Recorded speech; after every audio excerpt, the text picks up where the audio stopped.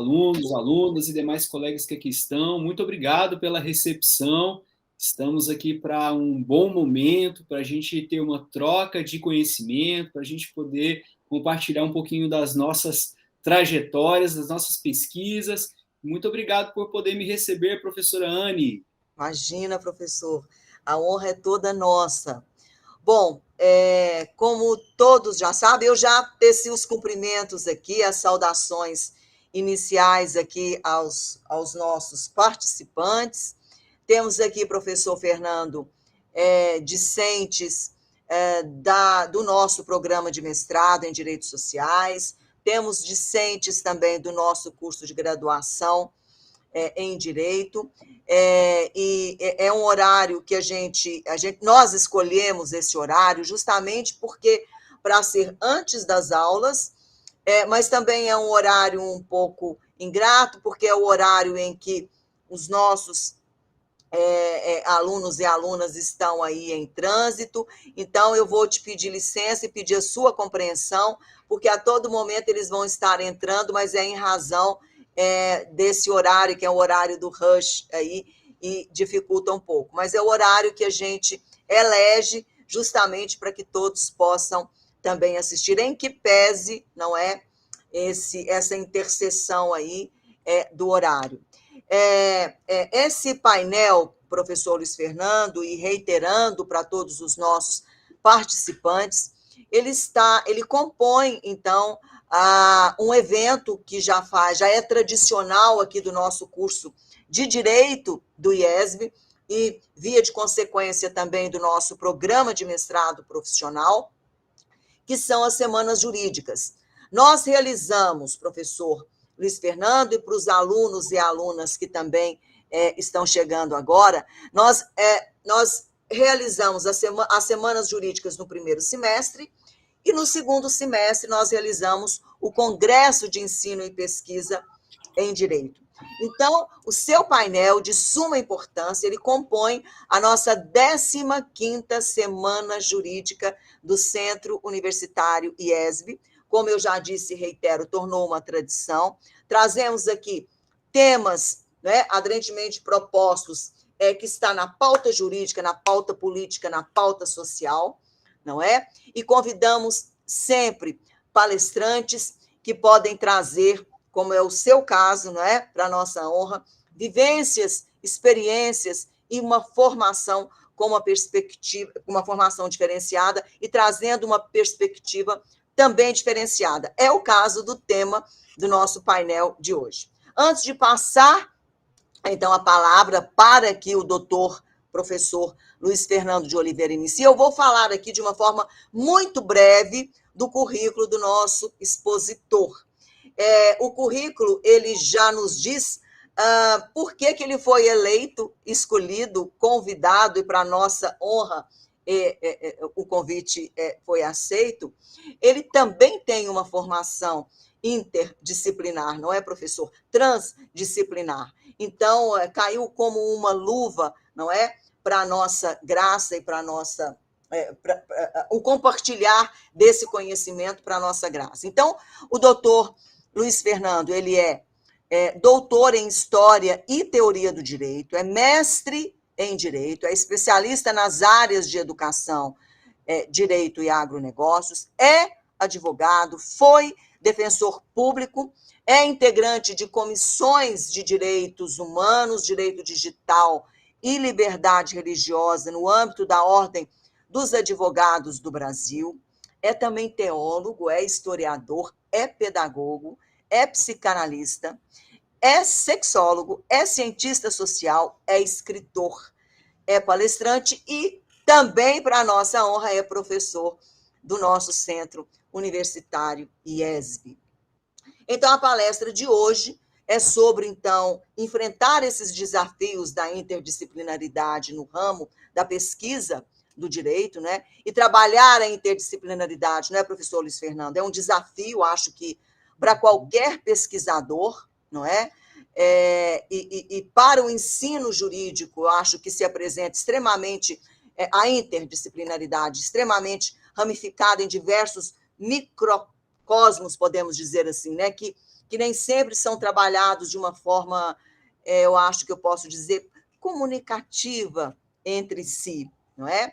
Então, eu quero dizer que a interdisciplinaridade, ela preocupa-se com essas experiências vivenciadas, isso o professor Luiz Fernando já nos disse aqui, logo no seu cumprimento inicial, e foi justamente na tentativa de fomentar o debate epistemológico, não é?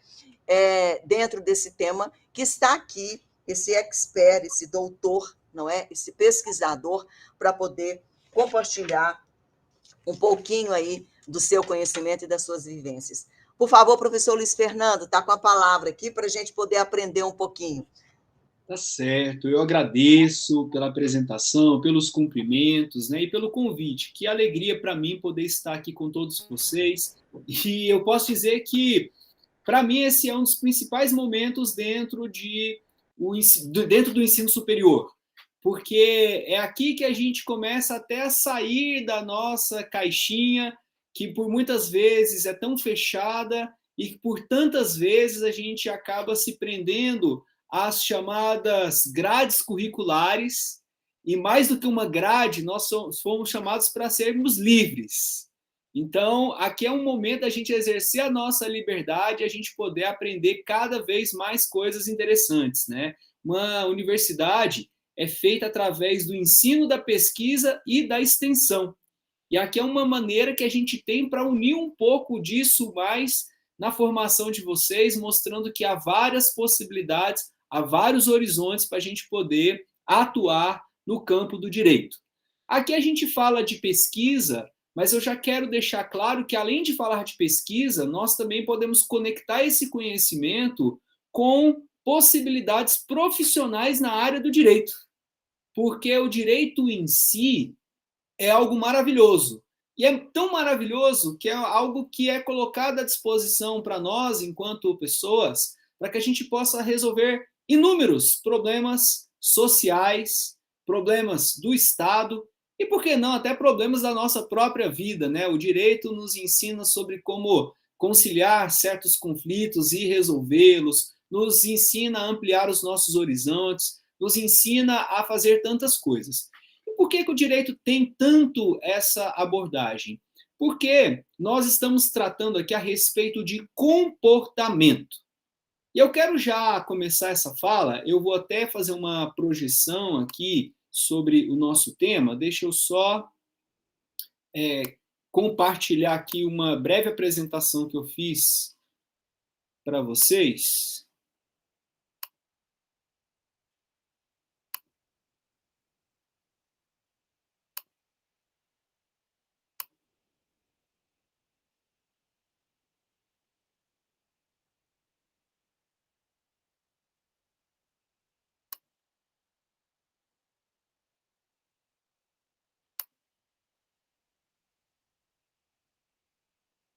Pronto!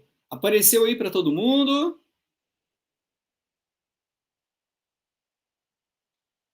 Ah, beleza, deu certo, né? Então, pessoal, e aí o que eu estava comentando com vocês é porque uma das grandes questões relacionadas ao direito é porque o direito trata de comportamento. E há vários outros saberes que também vão ter essa abordagem sobre o comportamento, mas nós poderíamos pensar, por exemplo, a psicologia, que vai tratar a respeito do comportamento a partir de uma determinada subjetividade. A gente tem a medicina, que também trata do comportamento humano, mas enquanto um fenômeno biológico, biopsicossocial. Nós temos, por exemplo, a antropologia, que vai ter ali as suas inúmeras abordagens, mostrando como a cultura é construída, como que a gente pode entender um pouco mais a respeito do ser humano pelo próprio ser humano.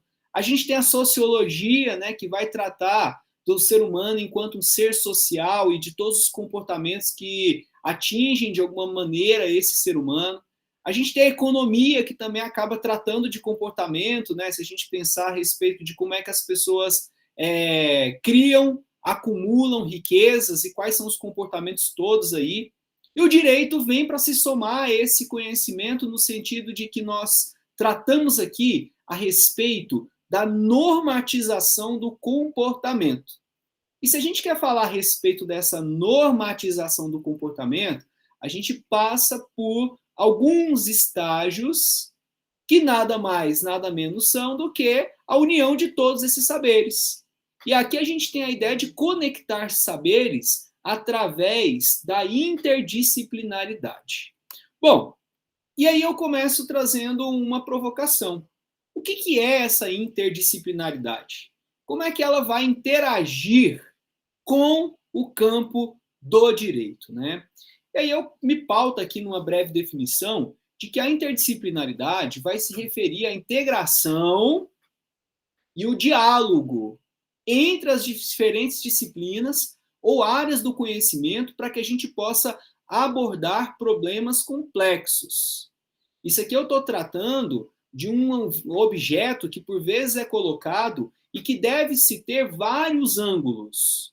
Eu posso trazer isso tanto dentro de uma perspectiva acadêmica, em que, por exemplo, você elege um objeto de estudo e vai ter ali um foco no sentido de delimitar esse objeto, de problematizar, mas que, ao mesmo tempo, te permite ter visões diferenciadas, até mesmo para que o foco que você coloca venha de se destacar de tal modo que você tem uma resposta ao problema que foi colocado.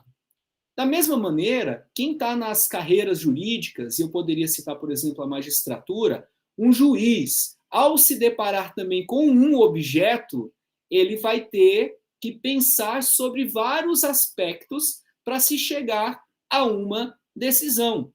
Se a gente pensa aqui num problema simples, casos de família, com quem deveria ficar a guarda de uma determinada criança, e começa-se a investigar a questão paterna, a questão materna, a questão social, a questão psicossocial. Então, ele precisa se cercar de vários saberes. Por exemplo, uma pessoa ligada à assistência social, uma pessoa ligada à psicologia, uma outra pessoa que esteja ligada à medicina, e isso vai cercando aquele juiz de informações para que possa se chegar a esse ponto, né?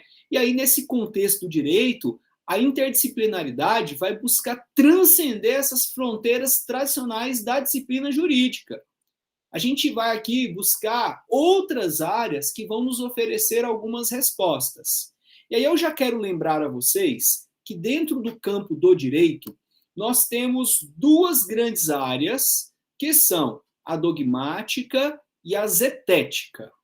A dogmática é aquela que vai partir de uma abordagem do direito enquanto dogma.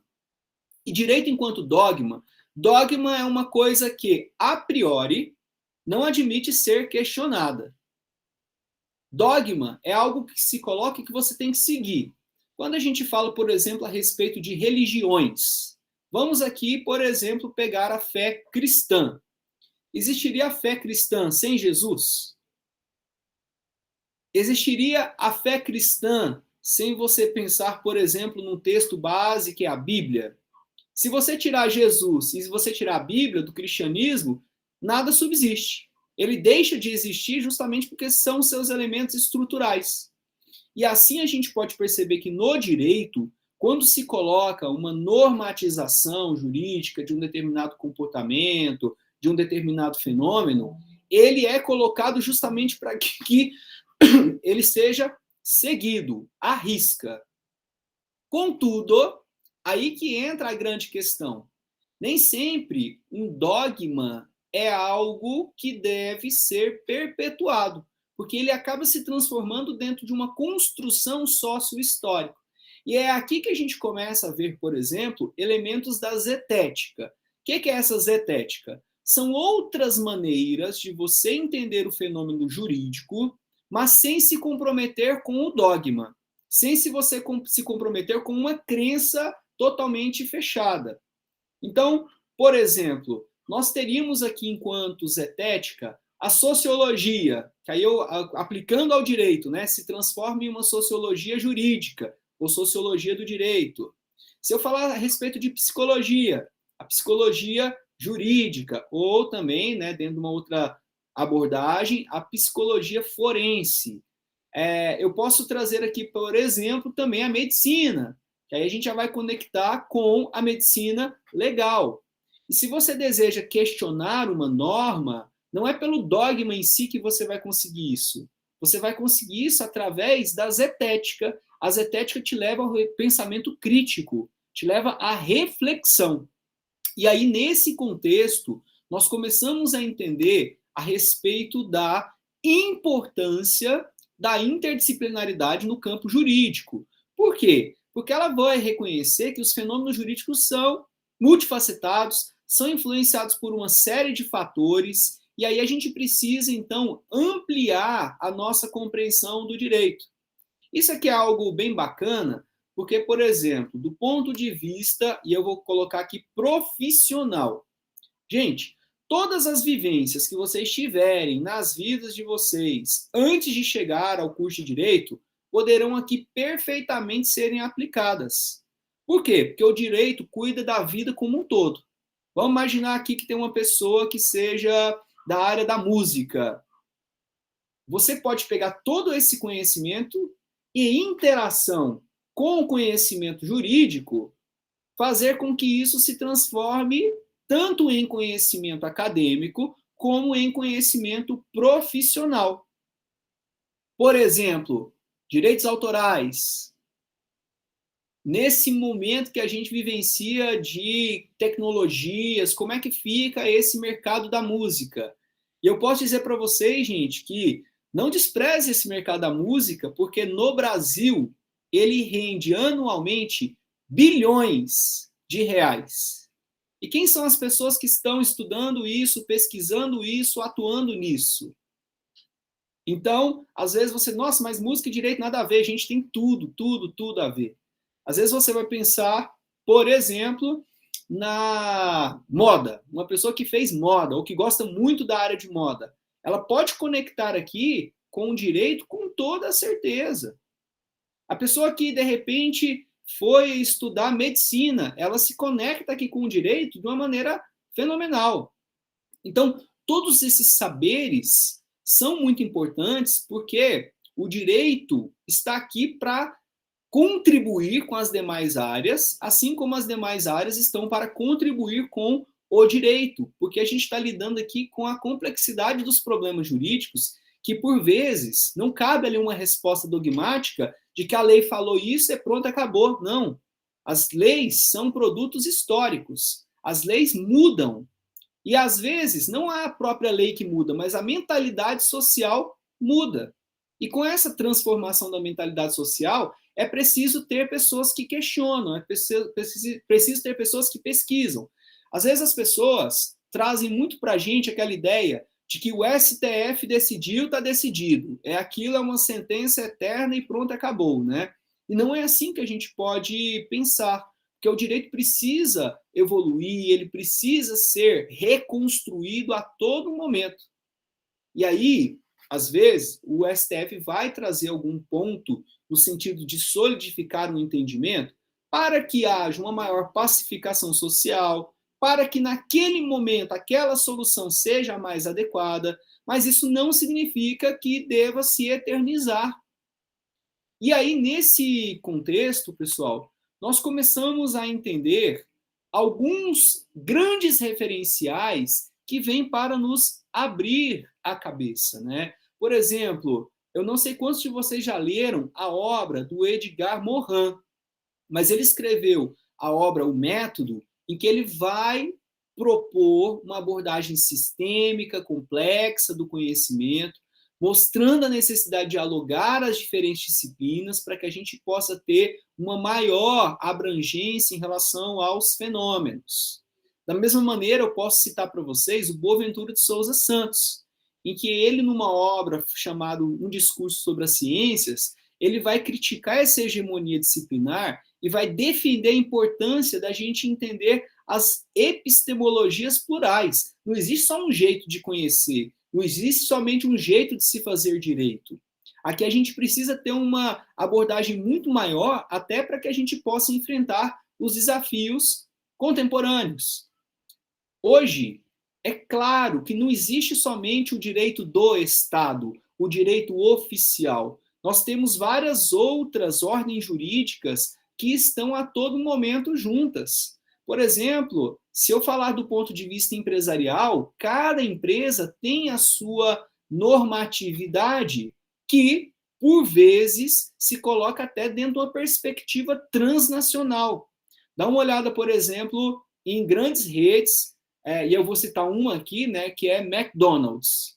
McDonald's, enquanto uma empresa que está aí no mundo todo, tem um regulamento próprio que vai além desse direito estatal.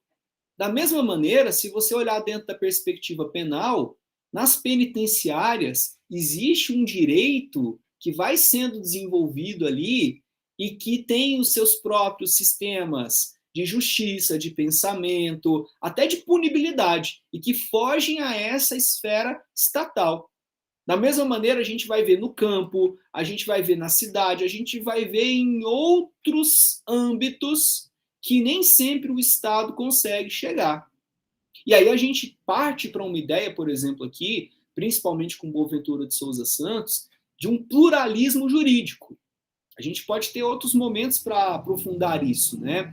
Mas eu quero destacar ainda mais dois autores aqui rapidamente, como Michel Foucault. Geralmente as pessoas, quando vão estudar o curso de Direito e já estão nas primeiras disciplinas, seja na sociologia jurídica, na introdução ao estudo do direito, vão ser indicados a ler a obra Vigiar e Punir. Quem já assistiu ao filme Tropa de Elite, tem ali uma reprodução de uma sala de aula e uma das primeiras obras que se coloca é essa Vigiar e Punir do Michel Foucault. E ele vai trazer uma compreensão da dimensão social e política do direito, principalmente no enfoque da gente poder analisar as relações de poder que estão presentes nas instituições jurídicas, mostrando que todas essas relações acabam se construindo numa perspectiva histórica e que, a depender do referencial, as coisas vão mudando completamente. E aí eu já conecto aqui esse saber com o Niklas Luhmann, que através da sua teoria dos sistemas sociais, ele vai destacar sobre a importância dessa perspectiva interdisciplinar para que a gente possa pensar o direito como esse sistema em que tudo está ligado e que constantemente vai estar em interação com outros sistemas sociais.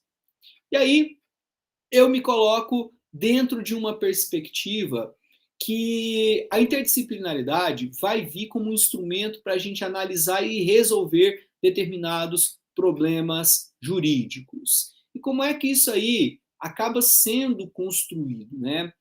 Eu quero pontuar em primeiro lugar aqui, pessoal, que para a gente fazer uma construção de pesquisa jurídica, o primeiro desafio que se coloca é entendermos a abordagem a qual nós queremos ter e quais serão os saberes que estão gravitando em volta desse ponto escolhido.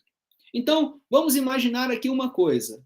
Você deseja hoje estudar um tema, e aí eu poderia colocar aqui um tema que está bem na moda, que é o direito digital. Mas o que do direito digital você precisa entender, né?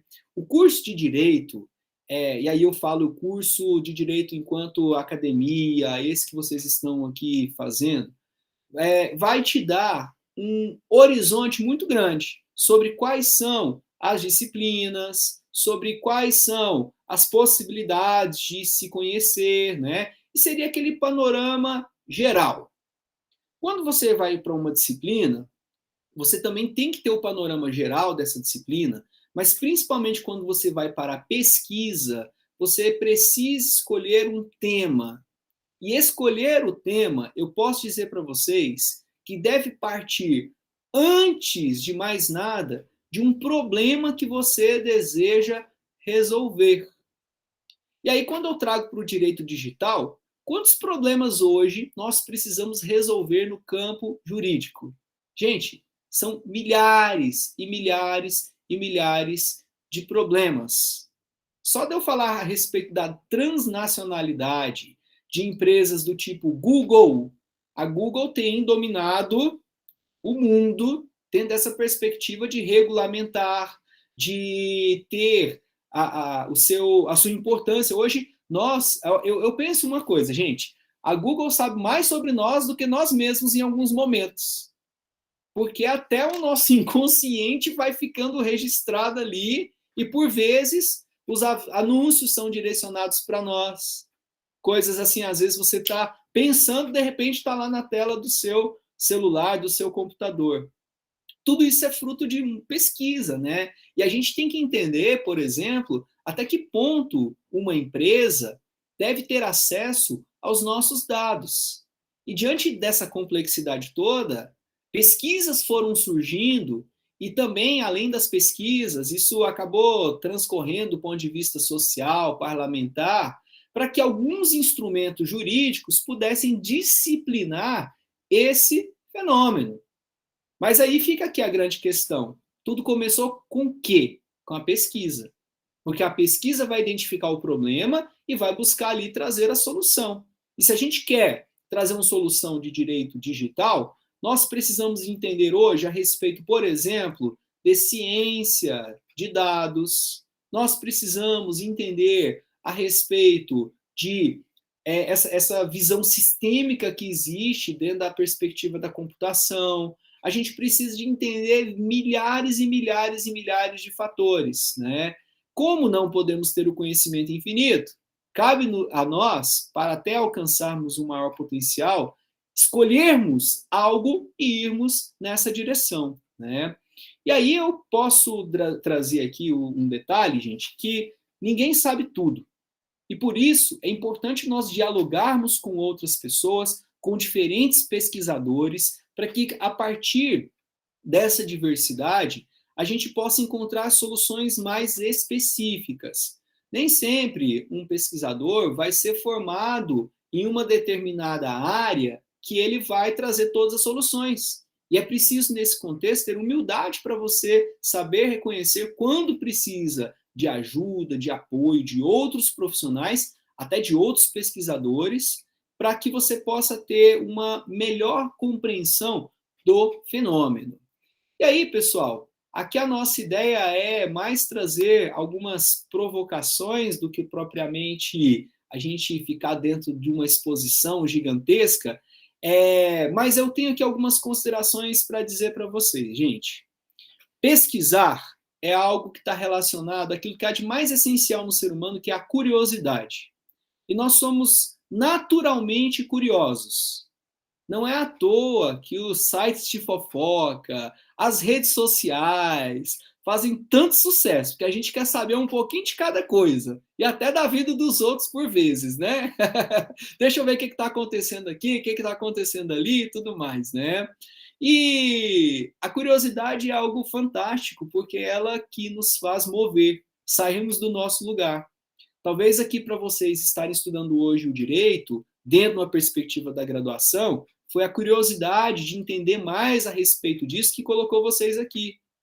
Só que, às vezes, você não vai parar aqui. Você vai falar, opa, peraí, tem coisas que eu fiquei pensando ali na graduação e que eu preciso de avançar. Você vai para uma especialização. De repente, você fala, opa, isso aqui é mais complexo do que eu imaginava. Estou indo para um mestrado e vou fazer uma pesquisa brilhante. Chegou ali no mestrado, opa, ainda tem coisas a se discutir a respeito disso. Você vai para o doutorado e a coisa vai caminhando, né? E o que é bom na pesquisa? Gente, aqui, pelo menos dentro dessa perspectiva acadêmica que nós nos colocamos, a pesquisa nos dá uma preparação, gente, que vai nos, posso dizer assim, transformar enquanto seres humanos.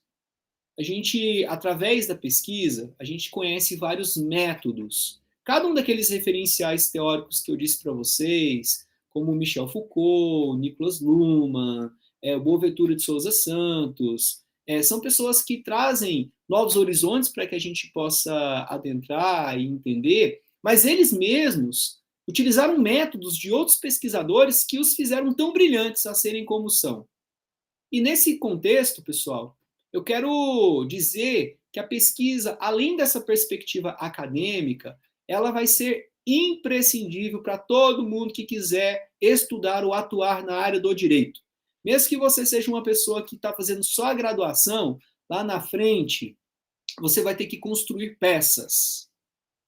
E nessas peças você precisa saber como pesquisar.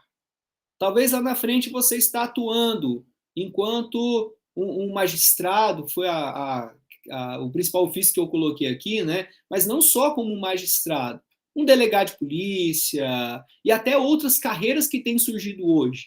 O direito não está mais só nas carreiras clássicas. Hoje nós temos milhares de possibilidades. A advocacia, por vezes, é algo que muitos estudantes de direito almejam, e às vezes só tirar a carteira da ordem por tirar, né?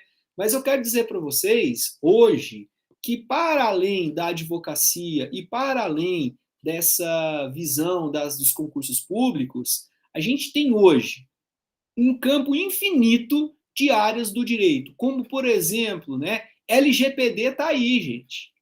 LGPD abriu tanto espaço para pessoas trabalharem que você não precisa necessariamente estar dentro de nenhum desses contextos. O empreendedorismo jurídico hoje também está por aí, né? E a gente tem várias possibilidades de avançar na nossa carreira pessoal e na nossa carreira profissional através da pesquisa. Então, gente, deixa a curiosidade vir, vai atrás e que cada vez vocês possam alcançar novos patamares. Nós sabemos que o conhecimento é poder. E sim, só que a gente não vai conseguir conhecer tudo. Então, às vezes, você saber como trabalhar, como construir esse conhecimento, vai te levar ainda mais longe. Porque não é só o acúmulo de informações aqui. Você não precisa hoje ser um computador, que para isso a gente já tem chat GPT, tem um monte de outras coisas. Mas a gente precisa trabalhar com as informações que nós temos. E para trabalhar com essas informações, nada melhor do que a pesquisa. Essa pesquisa interdisciplinar. Essa pesquisa que te tira da caixinha e te leva para novos horizontes. Então, eu coloco aqui, né, nesses termos, essa minha fala, e quero deixar em aberto para quem quiser perguntar, quem quiser discutir, estaria aqui à disposição. Parabéns, professor. Foi uma aula interdisciplinar, não é? Que nos possibilita refletir, não é? Fora da caixinha, ou seja, em diversos nichos, não é, professor Luiz Fernando? Eu acho que é isso, né? O olhar do pesquisador, pegando essas suas últimas considerações, o olhar do pesquisador ele implica em uma relação especulativa, principalmente o olhar do pesquisador dentro dessa perspectiva interdisciplinar, não é? Implica em uma relação especulativa entre quem olha, quem é olhado, olhar para o outro, olhar de alguma forma, olhar através do outro, não é? E para a gente poder ter esses olhares múltiplos, variados, interdisciplinares, não é? Ele requer, então, que nós possamos estar municiados, né, de muitas leituras, não é, professor Fernando? Então, acho que cada obra, cada texto traz uma forma intrínseca que está pronta para ser desvelada, né?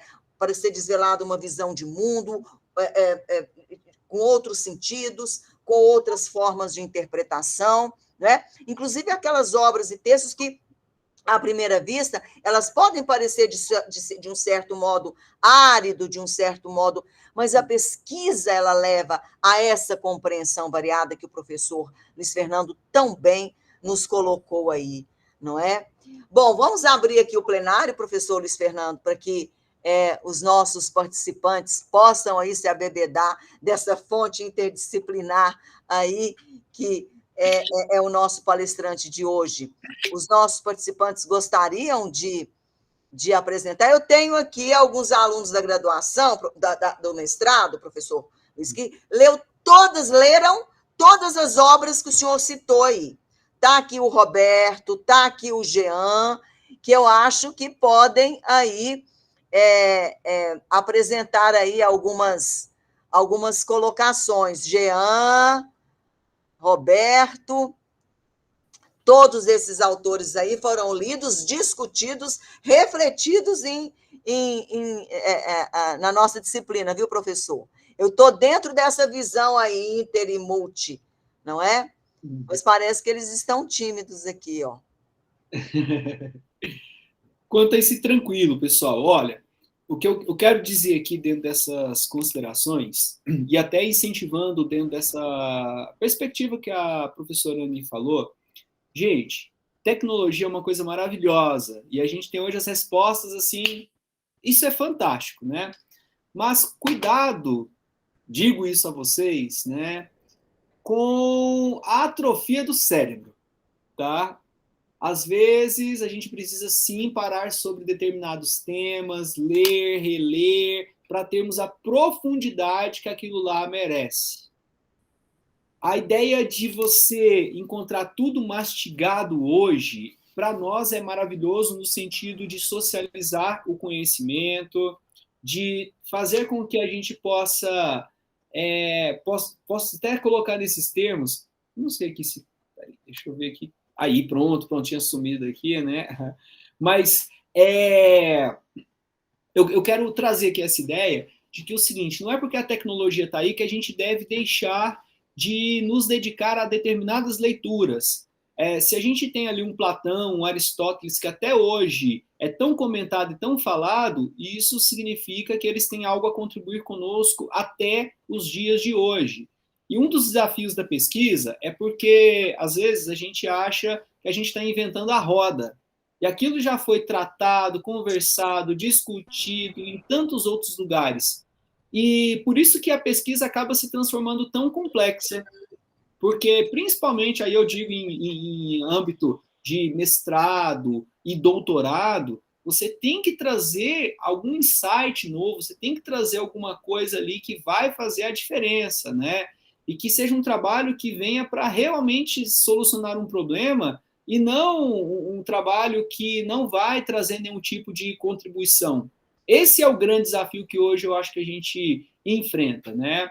E uma coisa que hoje a pesquisa também nos possibilita, pessoal, é a escrita, né? Porque a gente vai desenvolvendo através da pesquisa conhecimentos relacionados aí a artigos científicos, a papers, a resumos, a apresentações dos trabalhos, às dissertações, aos livros. E a gente nunca pode ignorar isso, mesmo diante de toda essa complexidade que a tecnologia vai colocando, né? Não é hora da gente retroceder, mas é hora da gente avançar. E aí esse avançar é um avançar que tem que ser com muita estratégia, com muita sabedoria. Quero deixar um alerta para todo mundo aqui, gente, em relação a plágio, tá? Cuidado muito com o plágio nas pesquisas que vocês estão fazendo. E eu sei que por vezes nós somos tentados a ir atrás do chat GPT, colocar algumas coisas ali, escreve para mim aí chat GPT e tal, né? Mas a gente tem que usar a tecnologia a nosso favor e não fazê-la com que ela se torne uma arma apontada para as nossas cabeças, tá? E nesse contexto eu tenho uma palavra especial aí para o pessoal que está fazendo mestrado nesse sentido, tá? Que vale a pena. Você vai desenvolver um raciocínio muito maior quando você se debruçar em cima daquela obra e tentar entendê-la ao máximo possível. E não deixar uma máquina interpretar por si só, porque a máquina vai te levar para um lado que tem o seu valor e você pode aprender com ela, mas que você precisa também ir além da máquina. Esse é o nosso diferencial, isso é o que nos torna humanos.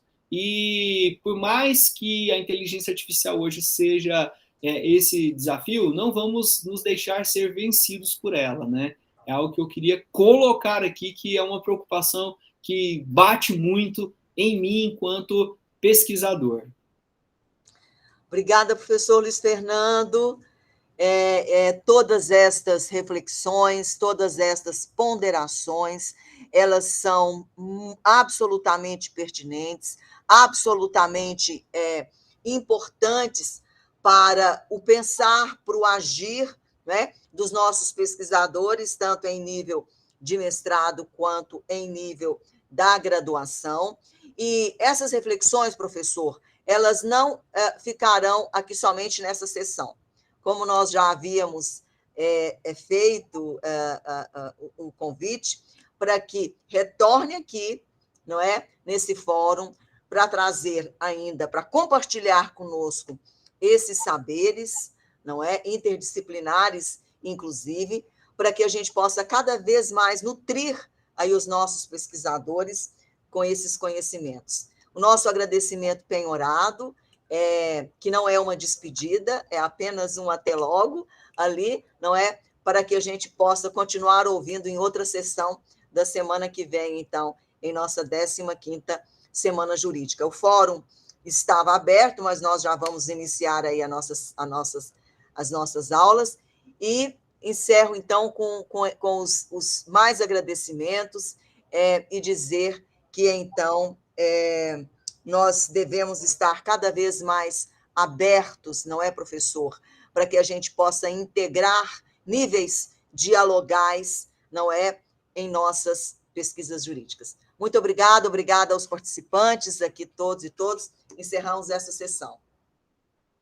Perfeito, perfeito. Muito obrigado, uma boa noite para vocês, bons estudos e até a próxima. Na próxima palestra, a gente vai trazer um modelo prático aqui de interdisciplinaridade, de pesquisa do direito, que vai tratar a respeito de direito e religião. Um tema aí bem legal, tá bom? Excelente. Beleza. Até mais, obrigada. Tchau, até mais. Os nossos pesquisadores aqui do mestrado não quiseram falar, hein, professor? Mas eu vou aqui falar com eles daqui a pouco. Tá certo, Tchau. perfeito. Se tiver alguma dúvida depois, caso queiram me mandar, eu estou à disposição, pode passar ali e-mail, contatos ali para o pessoal entrar em contato, tá joia? Excelente, muito obrigada, professor. Valeu, tchau, tchau. Tchau, tchau.